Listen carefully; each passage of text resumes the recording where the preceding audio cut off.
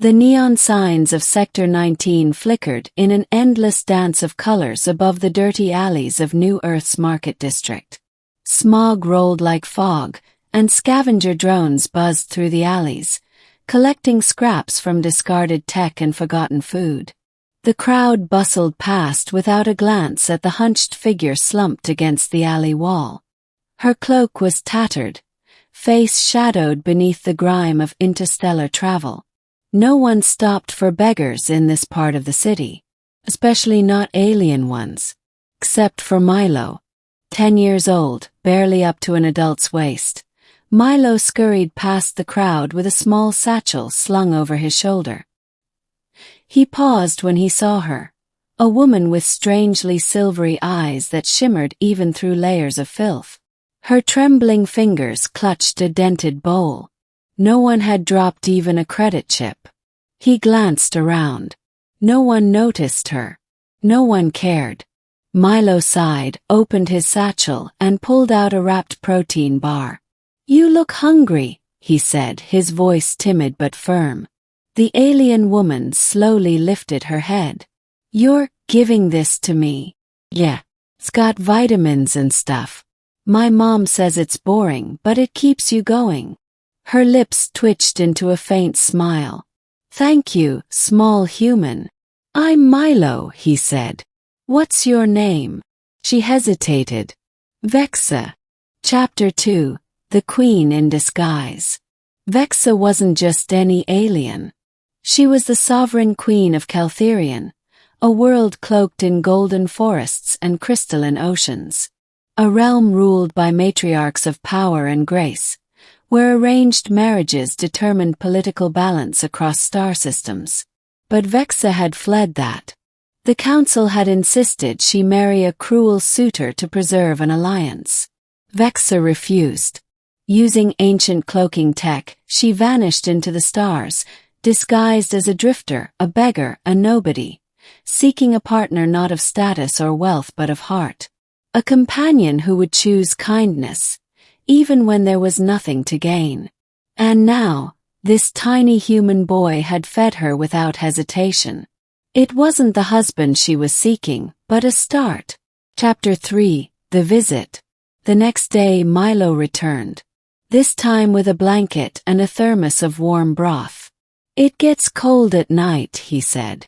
Vexa studied him. "Why do you help me, Milo?" He shrugged. "I know what it's like to be invisible. Your family? Gone. Just me and Gramps. He's sick though. I do odd jobs, sweep hangars, run errands. We get by." He softened.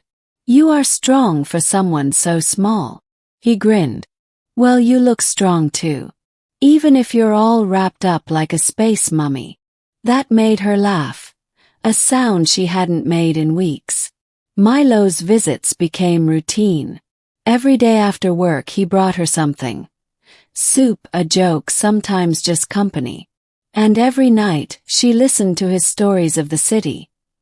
His dreams of building starships and exploring galaxies.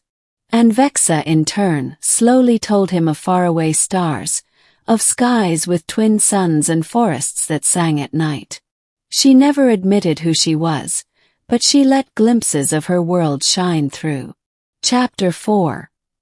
The Enforcer. Weeks passed. Milo returned one evening to find a crowd surrounding the alley. Security enforcers, brutal helmeted officers of the city, had cornered Vexa. "She's an undocumented alien," one barked. "Probably infected. Step back, citizen. She's not dangerous," Milo shouted, pushing through. An enforcer seized his arm. "Move along, boy. She's done nothing wrong. She's just hungry." But the enforcer shoved him aside and raised a shock baton. Vexa stood tall and calm. "Harming a child violates Galactic Peace Treaty Section 7, Clause 14. The enforcers hesitated. "How do you know that?" one asked. Vexa's eyes gleamed. "Because I helped write it." Then she raised her hand, and her holographic cloak flickered, revealing gleaming armor beneath her tattered rags, a crown of silvery light etched across her brow. Gasps rang through the crowd. "I am Vexa Kazirith, sovereign queen of Keltherion. Stand down." The enforcers stumbled back in shock. Within minutes they fled. Milo stood frozen. You're a queen." She turned, kneeling to meet his eyes. "I am. I didn't lie, Milo. I only hid." "Why?" "To see who would see me when I had nothing." Chapter 5. The Proposal. Later that night, she sat with Milo on the rooftop of an old apartment building. The stars stretched above them like diamonds scattered across velvet. "I must return soon," Vexa said softly. "The council will have sent search fleets. I've been gone too long." Milo swallowed. "So this is goodbye." "Not entirely." She reached into a pouch and handed him a small device. "This will open a communication portal to Keltherion. If you ever need me." He held it like it was made of glass. "You saved me today. You saved me first." Then she looked into his eyes. "And now, I must choose a husband. Someone worthy of ruling beside me. Someone brave, compassionate, loyal." Milo blinked. "Are you asking me?" She laughed. "Not yet. But I'll wait. 10 years. 15. When you're older. If your heart remains as kind as it is today, you will always have a place beside me." He flushed crimson.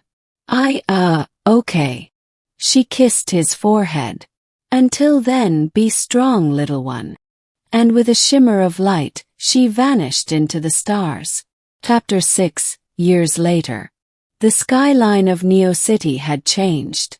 Skyscrapers hovered, and skyways shimmered with flying transports. A young man stood on a rooftop, holding an old device.